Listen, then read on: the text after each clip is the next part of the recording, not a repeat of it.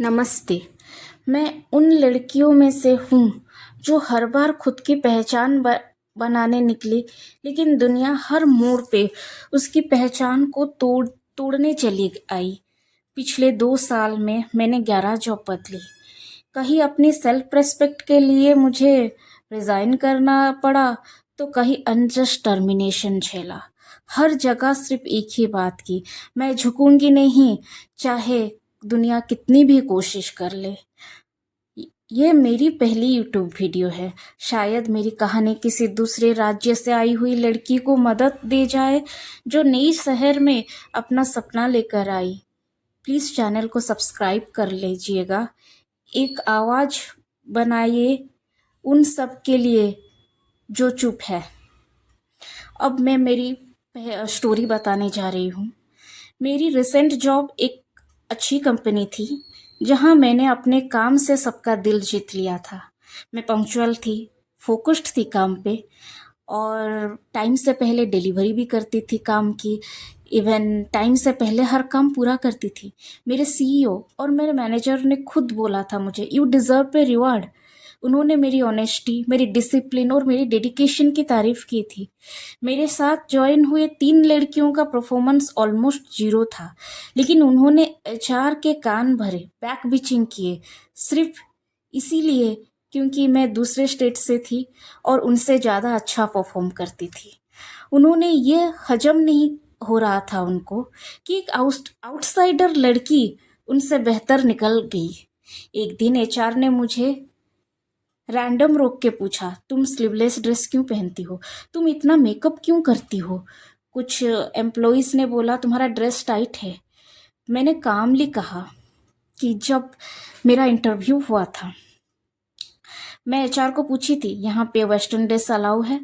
तो आपने बोला था हाँ सब अलाउ है। तो अगर ये कंपनी के पॉलिसी में है, तो आप मुझे कंपनी का पॉलिसी एक बार मेल कीजिए, ये मेंशन कि ये सब मेंशन हो। एचआर चुप हो गई, लेकिन उस दिन के बाद हर छोटी बड़ी बात पे मुझे टारगेट किया गया। मेरा वो काम, मेरा वो डेडिकेशन नहीं देखा गया। मैं इवन रात के 12-12 बजे तक काम करती थी। जहाँ की वो लड़कियाँ उनके रूम को लैपटॉप नहीं लेके जाती थी, मैं लैपटॉप लेके आके मेरी लैपटॉप रात के 12-12 बजे तक काम करती थी, और उसका मुझे कोई पैसा नहीं मिलता था, क्योंकि मुझे अपना काम कंप्लीट करना था। कुछ लोगों ने वहाँ पे कुछ लड़कियों ने मुझे चीप बोला, मेरे कल्चर का मजाक उड़ाया। जब मैंने एचआर को कंप्लेन की, उन्होंने बस साइलेंस को चूज किया, क्योंकि उनका मकसद था मुझे डोमिनेट करना। मेरा मैनेजर कहता था, मैं तुम्हारा बड़ा भाई हूँ, कुछ भी शेयर कर सकते हो। जब मैंने उसको सच बताया, तो उसने भी कोई एक्शन नहीं लिया, सिर्फ सिंपैथी का ड्रामा किया। फिर एक दिन सुबह सुबह मुझे एक टर्मिनेशन मेल आया, बिना किसी मीटिंग, बिना कोई एक्सप्लेनेशन के। रीज़न क्या था? परफॉर्मेंस।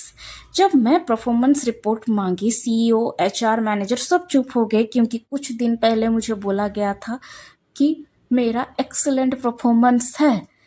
तो और उनको उस टाइम में जब रात के 11-11, 12-12 बजे तक काम करती थी, उसका मुझे पेमेंट भी नहीं मिलता था। मुझे सिर्फ 8 घंटे वर्किंग का पेमेंट मिलता था, फिर भी मैं काम कंप्लीट की।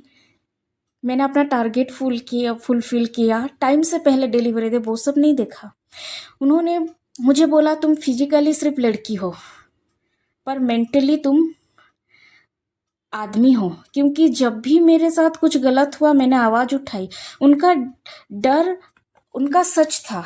मैं उनके लिए थ्रेट बन गई थी, क्योंकि मैं चुप नहीं थी। और सबसे गंदा मोमेंट मेरे लाइफ का तब आया, जब एचआर ने एक मीटिंग में डायरेक्टर की वाइफ को मेरे अगेंस्ट कुछ कान भरी। पर वो बेवकूफ़ और जीरो नॉलेज वाली औरत एचआर के झूठ पर भी भरोसा कर बैठी। उसने बिना सच जाने मुझे ब्लेम किया, इंसल्ट किया, मेरे से बहुत गंदी तरीके से बात किया। डायरेक्टर की वाइफ ने बहुत गंदा बिहेव किया। मैं ओपनली कहना चाहती हूँ, मुझे ये डाउट है कि वो डायरेक्टर की वाइफ क्वालिफाइड है सिर्फ वो डायरेक्टर की वाइफ बनने के लिए, या सिर्फ राजा की वाइफ चाहे जैसी भी हो रानी बन जाए, या फिर उसने डायरेक्टर को पटा के शादी कर लिया, इसीलिए वो डायरेक्टर की वाइफ बन गई।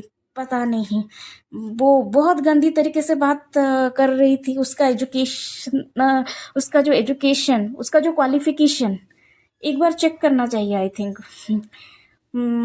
ये तो मैं नहीं पूछ सकती थी। और ये मेरा रिसेंट जॉब का स्टोरी था। ये केस था एक narcissist control and fear based management. जब आप रूल्स के अंदर खुद के लिए स्टैंड लेते हो, इनसिक्योर लोगों को लगता है कि आप उनके लिए खतरा हो। और और जहाँ हर छोटी जीत एक बड़े स्पिरिचुअल ब्रेक के थ्रू लिए ग्राउंड वर्क बन जाती थी मेरी। ये मेरी 11th जॉब थी जहां मैंने हर बार झुकने से मना किया। उन्होंने मुझे तोड़ा लेकिन मैं और मजबूत बन गई। उन्होंने मेरी आवाज़ बंद करवाना चाही लेकिन मैं आज यहाँ बोल रही हूँ दुनिया के सामने। आज कहानी मेरी रिसेंट जॉब की थी। बाकी कहानी मैं अ, खुद की पहचान बताऊंगी। प्लीज़ चैनल को सब्सक्राइब कीजिए और शायद मेरी आवाज़ किसी लड़की को अंधेरे से रोशनी दी जाए। So when they question my worth, I answer my courage. मैं वो हूँ जो हर बार गिरने के बाद भी खुद को खड़ा कर लेती हूँ बिना किसी सहारे के। और सबसे शॉकिंग बात ये थी, उन्होंने मेरा रेजिग्नेशन भी नहीं मांगा। उन्होंने बस मुझे एक दिन पहले मेल किया और नेक्स्ट डे बोला लैपटॉप सबमिट करो, टर्मिनेशन हो गया। मेरे को सैलरी नहीं दी। मैं जब लेबर कमिश्नर को मेल की तो बहुत मेल करने के बाद एचआर ने मुझे सैलरी भेजा।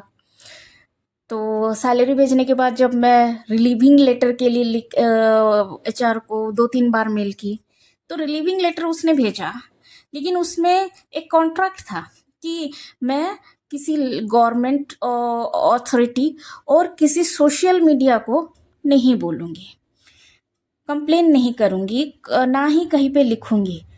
लेकिन मैंने मना किया साइन करने से। एक बार मना किया, 2 बार मना किया, तीसरी बार भी भेजे, तीसरी बार भी मना किया। वो लोग बोले थे कि तुम सोशल मीडिया पे मत जाना, और यहाँ मैं आज आप सबके सामने बोल रही हूँ। उन्होंने कितना बुरा किया, कितना अनजस्टिस किया मेरे साथ, लेकिन फिर भी मैं खड़ी हूँ। उन्होंने कभी सपने में नहीं सोचा था शायद कि तुम ये मना कर दोगे साइन करने। मैं टूट सकती हूँ लेकिन झुक नहीं सकती जहाँ पे मेरे साथ गलत हुआ हो। मैं वो लड़की हूँ जो जो जो कभी नहीं झुकती। अगर वो सही है तो वो कभी नहीं झुकेगी, लेकिन अगर वो गलत है 100 बार सॉरी बोलेगी। मैं गलत नहीं थी, मैं सही थी। उन लोगों ने मेरे साथ बहुत बुरा किया। और अभी किस बात का साइन, किस बात का कॉन्ट्रैक्ट कि मैं गवर्नमेंट अथॉरिटी को नहीं लिखूंगी, मीडिया में नहीं जाऊंगी। क्यों ये लिखा रहे हैं मुझे? क्योंकि उनको भी पता है कहीं ना कहीं कि वो लोग गलत थे। Truth may be silent but it never dies. और जब वो लड़कियों ने मुझे मुझे बैक बिचिंग कर रहे थे, मेरे को चाहे चीप लड़की बोल रहे थे, मेरे को कुछ भी बोलते थे, इतना गंदा वर्ड बोलते थे, मैं कंप्लेन की एचआर तभी भी चुप थी। तो वो काम का क्या जो मैंने इतना फोकस्ड होके काम किया, जो मैंने 1 साल का टारगेट 6 महीने में अचीव किया, जो मैं रात के 12-12 बजे तक काम करती थी। मेरा वर्किंग आवर था 10 to 6, जहाँ पे दूसरी लड़कियां लैपटॉप भी रूम को लेके नहीं जाती थी, लेकिन मैं लेके आती थी। मैं काम करती थी क्योंकि मुझे पता था मुझे अपना काम पूरा करना है। मैं रात के 12-12 बजे तक काम करती थी और उनको भी ये बात पता थी। मैं 12-12 बजे मेल भेजती थी, मैं 12-12 बजे व्हाट्सएप ग्रुप में मैसेज करती, उनको पता है। उन्होंने मेरा वो नहीं देखा।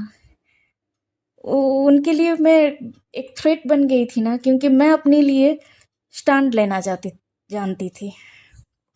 लेकिन उससे मेरा एक फ़ायदा हुआ, मुझे एक लेसन मिली कि कहीं पे ठूस साइन करता है, कुछ ज़्यादा ही साइन करता है, वो दूसरों के लिए डर का माहौल बन जाता है और दूसरे सोचते हैं कि ये हमें जला देगा। तो ये अच्छा ही है, मुझे पता लग गया जितना काम दिया जाए उतना ही करो। डेडिकेशन के साथ करो बस। अभी मैं एक हीलिंग जर्नी पे हूँ।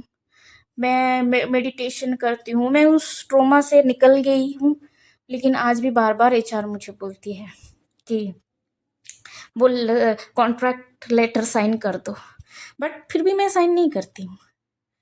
तो ये मैं शेयर की हर उस लड़की के लिए जो एक दूसरे स्टेट में जाके ऐसे अत्याचार होता है उसके साथ, ऐसे इतना बुरा होता है। हम लड़कियों को अगर हम सच के साथ खड़े हैं ना, तो मैं कुछ दिन तकलीफ होगी, कष्ट होगा, आखिर में जीत हमारी होगी। बस हमें डट के खड़े रहना चाहिए और अपने आप को हील करना चाहिए। मैं अभी मेडिटेशन करती हूँ, योगा करती हूँ, स्पिरिचुअल जर्नी पे हूँ। मैं अभी ऑलमोस्ट 80% हील हो गई हूँ और आगे भी अच्छा ही होगा जो भी होगा। मेरा ये मानना है कि भगवान जो भी करता है अच्छे के लिए करता है। अपने अपनी जो उनकी फेवरेट बच्ची है उसको तकलीफ इसीलिए देता है ताकि वो आगे जाके मजबूत बन सके। ये मेरी स्टोरी थी उन लड़कियों के लिए जो सफ़र करती रही, जो विक्टिम बनती है दूसरे स्टेट्स में से दूसरे स्टेट में आके। सो अगर मेरी स्टोरी किसी एक लड़की को भी हेल्प की होगी, किसी एक लड़की का भी आवाज़ बना होगा, प्लीज़ मेरे इस वीडियो को लाइक कर दीजिएगा, चैनल को सब्सक्राइब कर दीजिएगा और कमेंट कीजिएगा, क्योंकि हम सब साथ हैं और हम सब साइन करेंगे एक ना एक दिन, क्योंकि हम सच्चाई हमारे साथ है।